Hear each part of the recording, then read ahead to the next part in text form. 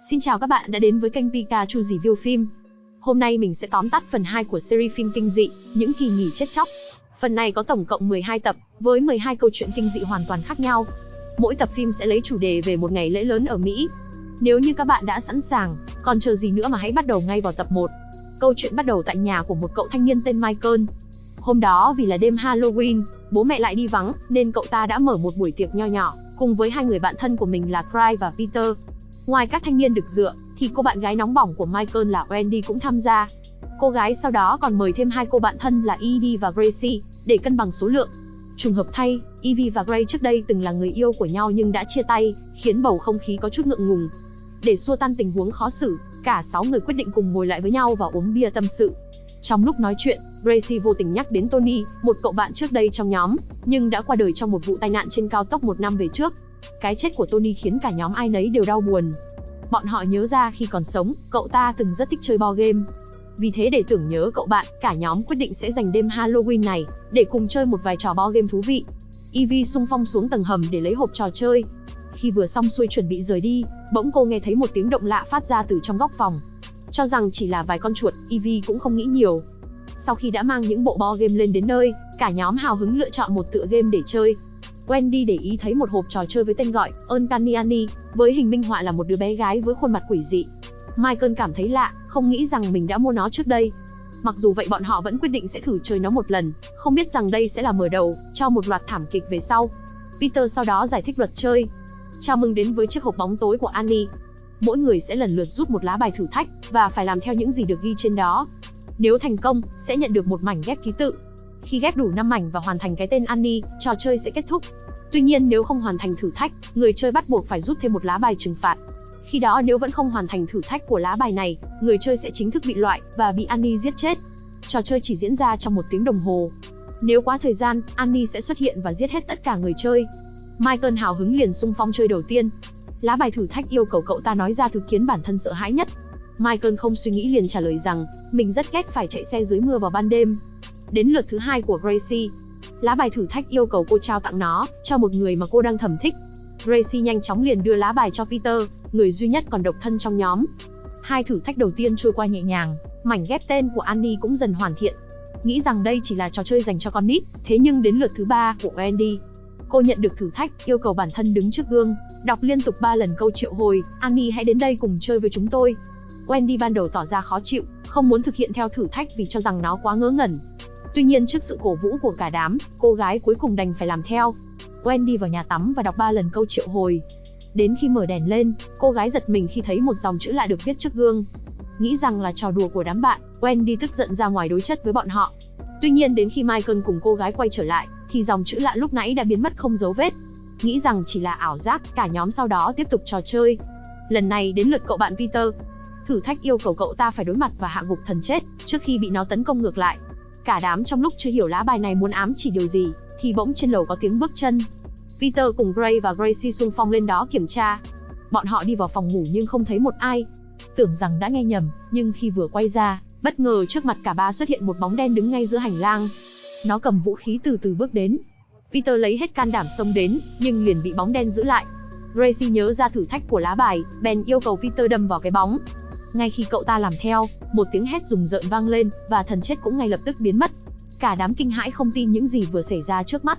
Bọn họ 3 chân 4 cẳng bỏ chạy khỏi ngôi nhà, nhưng vừa ra đến trước cửa thì phát hiện xung quanh chỉ toàn một màu đen như mực. Gracie thử ném một món đồ ra phía trước, thì thấy ngoài màu đen ra, nó vẫn là khoảng sân trước nhà của họ. Nghĩ rằng an toàn, Peter bèn chạy ra ngoài định tìm ai đó giúp đỡ. Thế nhưng ngay lúc đó, một vật nhọn từ sau lao đến, đâm xuyên qua ngực Peter khiến cả đám bàng hoàng. Cậu ta chưa kịp làm gì thì ngay lập tức liền bị kéo vào khoảng không vô tận đằng sau. Những người còn lại kinh hãi vội chạy vào nhà và khóa trái cửa. Ai nấy đều không hiểu chuyện gì vừa xảy ra. Gracie nhìn vào bàn trò chơi thì thấy lá bài của Annie đang từ từ xoay mặt qua.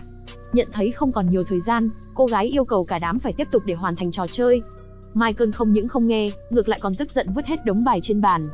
Thế nhưng bằng một cách nào đó, nó bỗng quay trở lại chỗ cũ như chưa từng có gì xảy ra. Lúc này Michael vô tình nhìn vào chiếc hộp trò chơi, thì kinh hãi khi thấy gương mặt của cậu bạn Peter xuất hiện trên đó. Bọn họ nhận ra đây thực sự là trò chơi giết người, và những ai bị giết đều sẽ trở thành một phần của nó. Biết rằng không còn lựa chọn nào khác, 5 người đành ngồi vào bàn để tiếp tục trò chơi. Chỉ cần hoàn thành thêm 2 thử thách, để ghép hoàn chỉnh cái tên Annie, là bọn họ sẽ giành chiến thắng. Cậu bạn Cry sau đó rút bài, nhận được thử thách yêu cầu trong vòng 30 phút, phải giữ được lá bài tránh bị kẻ trộm lấy mất. Vừa nói xong bất ngờ từ bên ngoài, những chai lọ thủy tinh liên tục bay vào nhà khiến cả đám hoảng loạn. Wendy chạy xuống nấp dưới gầm bàn thì bỗng từ đằng sau, một gã đàn ông với gương mặt quái dị xuất hiện hù dọa, khiến cô gái tá hỏa hét lớn. Nhận ra đó là kẻ trộm đang muốn cướp lá bài, bọn họ chia nhau ra mỗi người một hướng để thu hút sự chú ý của hắn.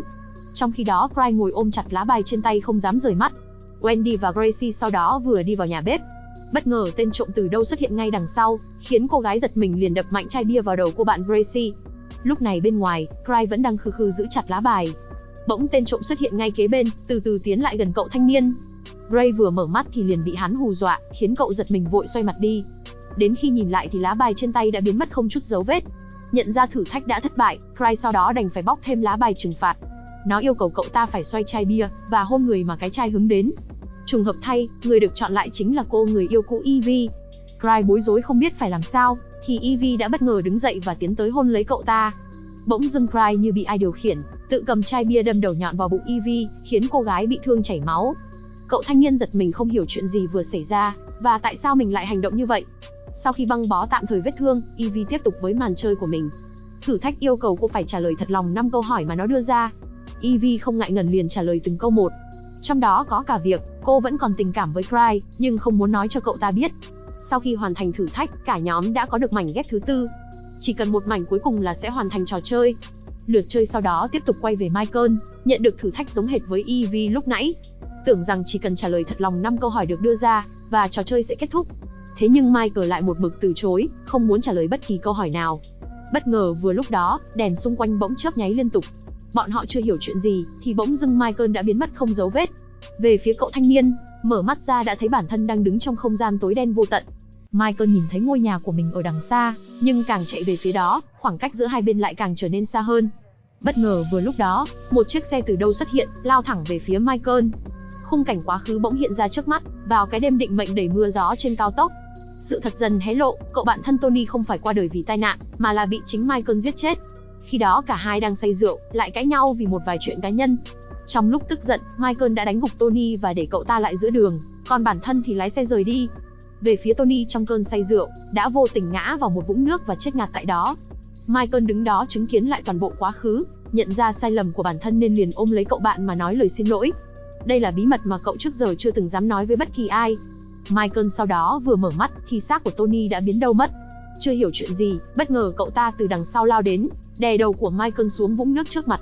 Cậu thanh niên cố vùng vẫy trong tuyệt vọng, cuối cùng cũng tắt thở ngay tại vị trí đó. Lúc này ở chỗ cả nhóm, khi nhìn thấy gương mặt của Michael dần hiện ra trên bức tranh, kế bên những nạn nhân khác, khiến bọn họ vô cùng tuyệt vọng. Mặc dù vậy 4 người vẫn phải tiếp tục trò chơi. Cô bạn Wendy bốc chúng thử thách trốn tìm, yêu cầu bọn họ phải mau tìm chỗ trốn, không được để bóng đen tìm thấy. Nếu bị phát hiện, người đó sẽ bị giết. Tuy nhiên nếu tìm được cách xua đuổi bóng đen, thì tất cả sẽ giành chiến thắng. 4 người không suy nghĩ, vội một mạch chạy tìm chỗ trốn. Một bóng đen quái dị sau đó xuất hiện, từ từ kiểm tra từng ngóc ngách bên trong ngôi nhà. Trong lúc không khí đang căng thẳng, bất ngờ có tiếng chuông điện thoại phát ra bên ngoài phòng khách. Thì ra chỉ là trò lừa gạt của Gray, dùng âm thanh để đánh lạc hướng bóng đen. Nó tức giận vì bị lừa, liền xông vào nhà kho để tìm cho ra kẻ đứng đằng sau. Wendy tranh thủ thời cơ liền đóng cửa tầng hầm, nhốt bóng đen ở bên trong. 4 người sau đó tập hợp lại với nhau. Cry cố giữ cánh cửa, trong khi 3 cô gái thì tìm cách để xua đuổi thứ đáng sợ kia. Nghĩ rằng hộp trò chơi là chìa khóa, cả ba cùng lúc liền đặt tay lên nó. Ngay lập tức, mọi thứ xung quanh dần im ắng trở lại, tiếng đập cửa cũng không còn. Tưởng rằng đã có tác dụng, thế nhưng chưa kịp vui mừng, bất ngờ một nhát dao từ đằng sau xuyên thẳng qua người của Cry, khiến cậu thanh niên chết ngay lập tức. Sau khi đã giết chết được một mạng người, bóng đen đáng sợ kia cũng nhanh chóng biến mất.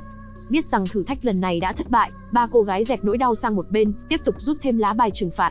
Thử thách sau đó yêu cầu phải tuyệt đối giữ im lặng, không được gây ra bất kỳ tiếng động nào, hoặc không thì người đó sẽ bị sát nhân giết chết. Vừa dứt lời, một gã đàn ông với gương mặt trắng bệch hiện ra, từ từ bước đến trước mặt Gracie. Cô gái cố gắng giữ bình tĩnh không gây ra tiếng động. Tuy nhiên khi ngón tay gã đàn ông tiến sát lại gần mắt của Gracie, cô gái không chịu được nên đã vô tình phát ra tiếng. Ngay lập tức, ngón tay hắn ta hóa thành một con dao sắc nhọn, chém vào cổ cô gái khiến cô ấy chết ngay lập tức. Hai người còn lại nhìn cảnh tượng kinh hãi trước mắt nhưng không làm gì được. Lúc này gương mặt của Annie trên lá bài cũng đang dần quay lại. Biết rằng không còn nhiều thời gian, hai cô gái nén nỗi đau để tiếp tục trò chơi. Ngay khi Wendy vừa đặt tay chuẩn bị bóc bài, bỗng đèn căn phòng nhấp nháy rồi chợt tắt. Hai cô gái đến khi nhìn lại, đã thấy bản thân được đưa đến một chiều không gian khác. Annie sau đó xuất hiện, nở nụ cười quỷ dị cảm ơn bọn họ đã dành thời gian chơi với mình. Wendy tức giận yêu cầu cô ta trả lại những người bạn đã bị sát hại. Annie đồng ý nhưng với một điều kiện, là mạng sống của một trong hai người bọn họ. Wendy không chần chừ liền chấp nhận giao kèo, hy sinh bản thân để những người cô yêu thương được trở lại. Thế nhưng Annie thích thú bảo rằng cô ta muốn mạng sống của người đứng kế bên. Wendy không đồng ý, nhưng Evie bảo rằng mình sẽ chấp nhận số phận.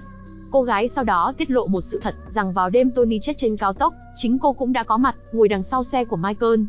Nhìn thấy cậu bạn bị bỏ lại trên đường, cô gái đã không chạy ra giúp đỡ mà chỉ ngồi đó.